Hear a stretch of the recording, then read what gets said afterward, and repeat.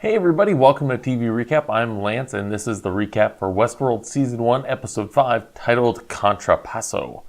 Now I feel like the show is getting better every week. I feel like this week's episode actually focused a lot on characters' motives, answering some of the questions we have and raising some others. Now I think we got the least focus from the storyline outside the park this week, but we got a lot out of just a few scenes. I think Ford's conversation with Old Bill was interesting, because it seems to be a double meaning. On the surface, it looks like Ford's likely talking about the host or maybe the man in black, but the way he sinks at the end, I think he's actually talking about himself. And the way that Bill's programming just sort of shrugs off the story really accentuates the sadness of the story. Now, the conversation Ford had with Dolores a bit later about Arnold also shows that he does know the hosts have talked to Arnold in the past and that Arnold set up the host to help destroy the park.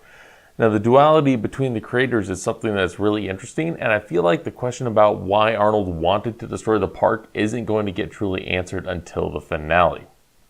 Now, the corporate storyline took a big turn this week with the revelation that some of the hosts are carrying satellite uplinks in the park.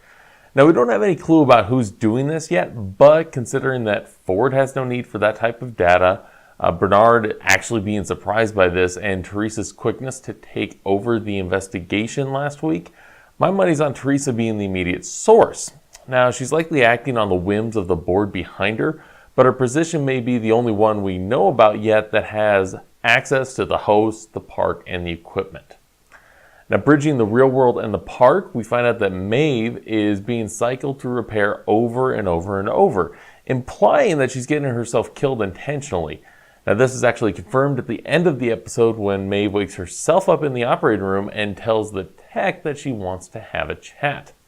Now, it seems my prediction from a few weeks ago about Teddy being a leader in the host revolution was wrong, but I am actually liking this version much more. Now, moving on to the main park story, it looks like Dolores, William, and Logan are falling right into the start of Ford's new storyline, considering the Confederados in their adventures.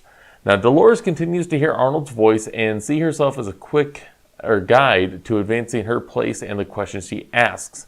And she's now fully committed to finding the maze, and it seems that Ford's story is inadvertently leading her right to it. Now, the other large piece of this story is Dolores and William both stepping away from the quote-unquote good path. Now, we get a good visual indicator of this by William's white hat getting visibly dirty, and Dolores actually be given a gray hat in between black and white. Now, ironically, William best achieves this when he leaves Logan to pay for Lawrence's double cross. Now, Logan did smile at William embracing that side, but I feel like these two will be against each other very, very soon. Now, finally, let's talk about the man in black.